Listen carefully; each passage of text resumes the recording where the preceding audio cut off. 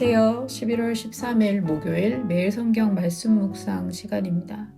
오늘 함께 읽고 나눌 말씀은 에스라 9장 1절에서 8절까지입니다. 세 번역으로 함께 읽도록 하겠습니다. 이러한 일들을 마친 다음에 지도자들이 나에게 와서 말하였다. 이스라엘 백성은 제사장이나 레위 사람들마저도 이방 백성과 관계를 끊지 않고 가나안 사람과 헷 사람과 브리스 사람과 여부스 사람과 암몬 사람과 모압 사람과 이집트 사람과 아모리 사람이 하는 역겨운 일을 따라서 합니다. 이방 사람의 딸을 아내로 또는 며느리로 맞아들였으므로 주변의 여러 족속의 피가 거룩한 핏줄에 섞여갑니다. 지도자와 관리라는 자들이 오히려 이러한 일에 앞장을 섭니다. 이 말을 들은 나는 너무나 기가 막혀서 겉옷과 속옷을 찢고 머리카락과 수염을 뜯으면서 주저앉았다. 그러나 이스라엘의 하나님이 하시는 말씀을 두려워하는 사람들도 있었다. 내가 저녁 제사 때까지 넋을 잃고 앉아있는 동안에 그들은 포로로 잡혀갔다가 되돌아온 백성이 저지른 이렇게 큰 배신을 보고서 나에게로 모여들었다. 나는 슬픔을 가누지 못한 채로 앉아있다가 저녁 제사 때가 되었을 때에 일어나서 찢어진 겉옷과 속옷을 몸에 그대로 걸치고 무릎을 꿇고 두 팔을 들고서 주 나의 하나님께 기도를 드렸다. 하나님, 너무나도 부끄럽고 낯이 뜨거워서 하나님 앞에서 차마 얼굴을 들 수 없습니다. 우리가 지은 죄는 우리 스스로가 감당할 수 없을 만큼 불어났고 우리가 저지른 잘못은 하늘에까지 닿았습니다. 조상 때로부터 오늘에 이르기까지 우리가 저지른 잘못이 너무나도 큽니다.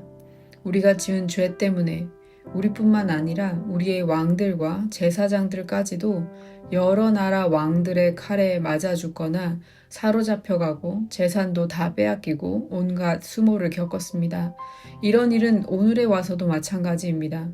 그러나 주 우리 하나님께서는 비록 잠깐이기는 하지만 우리에게 자비를 베푸시어 우리 가운데서 얼마쯤을 살아남게 하셨습니다. 또한 주님께서 거룩하게 여기시는 곳에 우리가 살아갈 든든한 터전을 마련하여 주셨습니다. 하나님께서는 우리 눈에서 생기가 돌게 하시고 잠시나마 종살이에서 벗어나게 하여 주셨습니다. 아멘. 오늘은 에스라 9장 1절에서 8절 말씀을 함께 나누겠습니다. 에스라서와 느헤미야서는 원래 한 권의 책입니다. 타국의 포로 생활에서 돌아온 이스라엘 공동체가 성전과 성벽을 재건하고 율법을 함께 읽으며 언약을 새롭게 하지만 그 끝은 완전히 회복되었다고 선언하지 못하는 미완의 결말로 끝나는 책입니다. 겉으로는 많은 것이 회복된 듯 보이지만 백성의 마음과 공동체의 상태는 여전히 어딘가 불안하고 불완전합니다. 이러한 긴장감 속에서 오늘의 본문을 들여다보면 왜 이 장면이 그렇게도 무겁게 느껴지는지 보이기 시작합니다. 1절과 2절에서 지도자들이 에스라에게 와서 충격적인 보고를 합니다. 이스라엘 백성은 제사장이나 레위 사람들마저도 이방 백성과 관계를 끊지 않고 그들이 하는 역겨운 일을 따라서 합니다. 이방 사람의 딸을 아내로 또는 며느리로 맞아들였으므로 주변의 여러 족속의 피가 거룩한 핏줄에 섞여갑니다. 지도자와 관리라는 자들이 오히려 이러한 일에 앞장을 섭니다. 라고 1, 2절이 말하고 있습니다. 백성뿐 아니라 제사장과 레위 사람들까지도 이방 백성과의 관계를 끊지 않고 통혼하며 그들이 따르는 가증한 풍습을 따라가고 있다는 것입니다. 여기서 세 번역의 표현인 이방 백성, 또 주변의 여러 족속은 단순히 국적이 다른 이들을 한데 묶어 부르는 표현이 아니라 여호와가 아닌 다른 신과 관습을 따르는 사람들을 가리키는 표현으로 이해할 수 있습니다. 거룩한 핏줄이라는 표현 또한 혈통적, 인종적 우월을 말하는 것이 아니라 하나님께 속한 언약 백성이라는 정체성을 강조하는 표현으로 읽으면 좋겠습니다.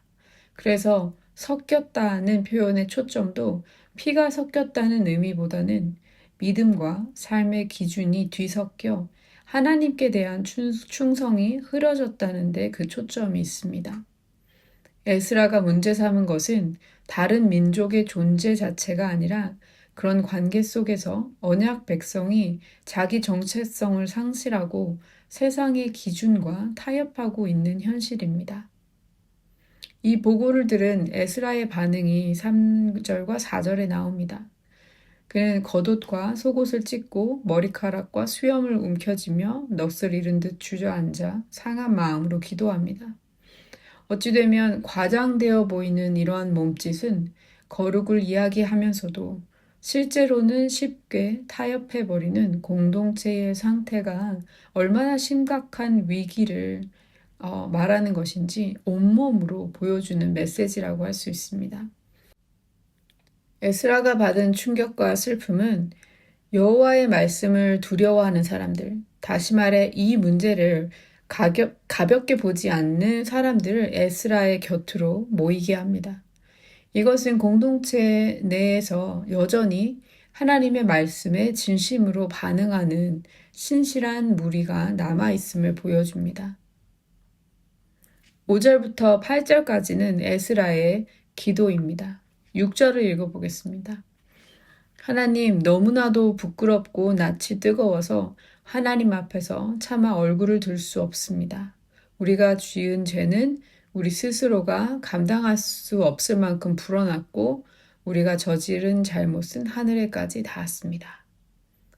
이 기도의 핵심은 에스라가 그들이 죄를 지었습니다고 말하는 대신 우리가 죄를 지었다라고 고백한다는 것입니다. 그는 조상 때부터 계속되어 온 불순종의 역사와 지금 이 세대의 타락을 하나의 맥락으로 묶어서 고백합니다. 포로 생활과 예루살렘의 멸망, 그리고 그들이 공동체적으로 경험한 수치와 고난이 단순히 운이 나빠서가 아니라 하나님 앞에서 쌓아온 큰 죄와 허물의 결과였고 하나님의 공의로운 징계임을 솔직히 인정하는 것입니다. 그리고 여기서 에스라는 멈추지 않고 동시에 하나님의 자비도 함께 붙듭니다. 8절입니다. 비록 잠깐이기는 하지만 우리에게 자비를 베푸시어 우리 가운데서 얼마쯤을 살아남게 하셨습니다. 또한 주님께서 거룩하게 여기시는 곳에 우리가 살아갈 든든한 터전을 마련하여 주셨습니다. 하나님께서는 우리 눈에서 생기가 돌게 하시고 잠시나마 종살이에서 벗어나게 하여 주셨습니다. 에스라는 포로 생활에서 돌아오게 하신 일, 성전을 재건한 일, 어느 정도 숨쉴 여유와 보호를 허락하신 이 모든 것을 비록 잠깐이기는 하지만 우리에게 자비를 베푸셨다는 고백 안에 담습니다. 아직 모든 것이 끝난 것도 완전히 회복된 것도 아니지만 하나님께서 다시 세우고 바로잡을 수 있는 기회와 시간을 열어주셨다고 겸손하게 인정합니다. 여기서 한 가지 놓치지 말아야 할 흐름이 하나 있습니다. 에스라 9장 1절에서 8절은 이어지는 9장 후반부의 통회의 기도와 10장에서 공동체가 내리는 결정을 향해 나아가는 출발 지점입니다.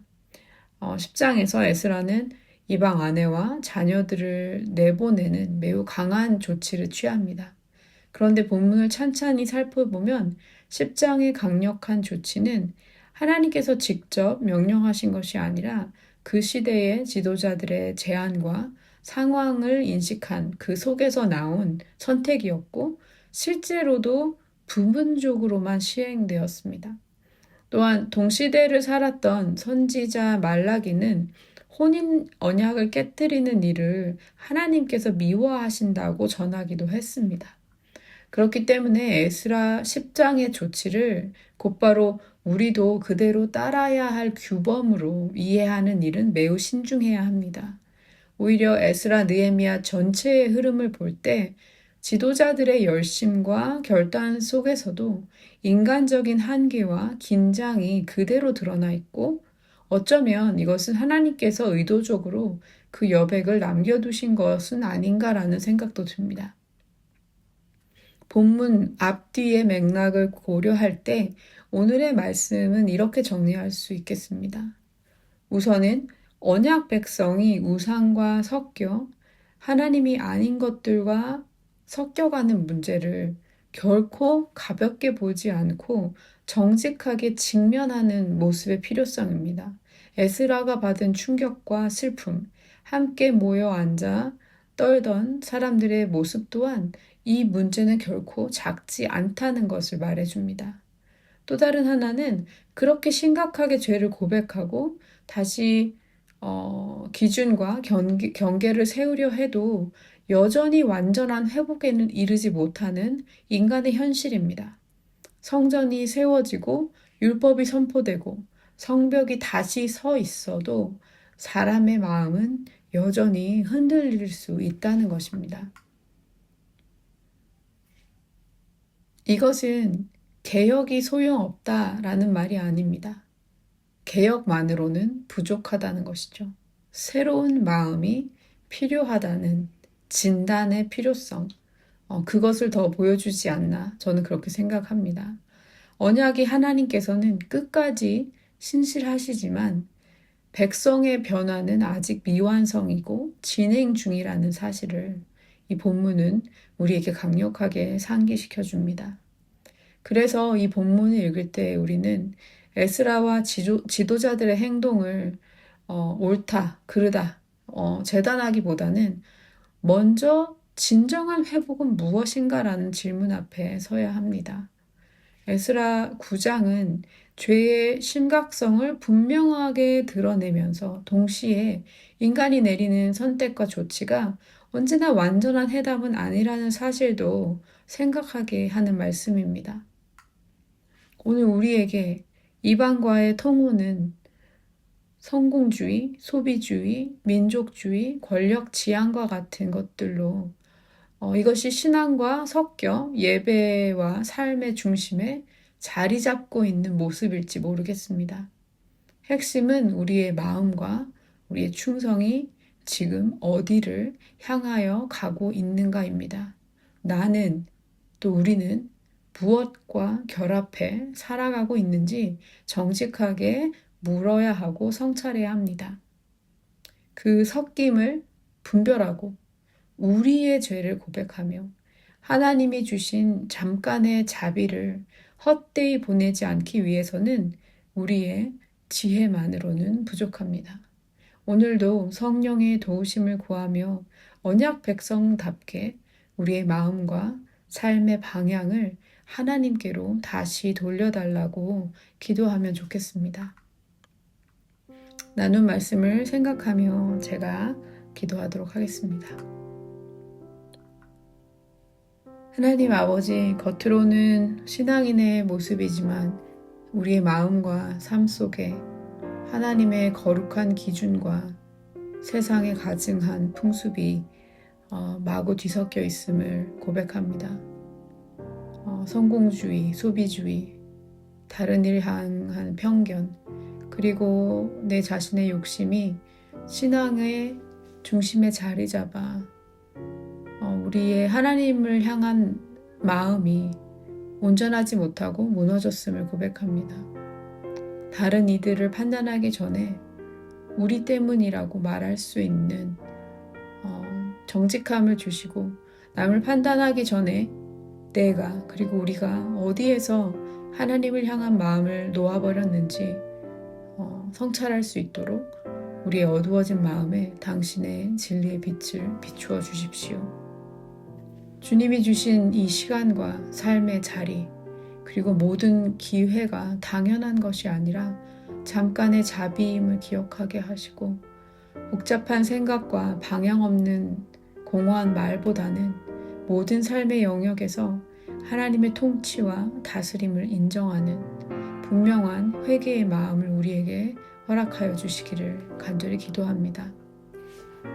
우리의 지혜나 우리의 경험 또는 시스템의 변화만으로는 부족하며 성령님 안에서 새롭게 된 마음 없이는 우리가 하나님의 백성다운 삶을 살 수 없다는 것을 주님께 고백하오니 성령님 우리를 도와주시고 우리의 마음과 삶의 방향을 하나님께로 온전히 회복시켜 주시며 언약 백성다운 신실함으로 주님과 내 이웃을, 우리의 이웃을 섬기게 하여 주십시오. 오늘 하루도 주님께 의탁드립니다. 좋으신 우리 주 예수 그리스도의 이름으로 기도합니다. 아멘.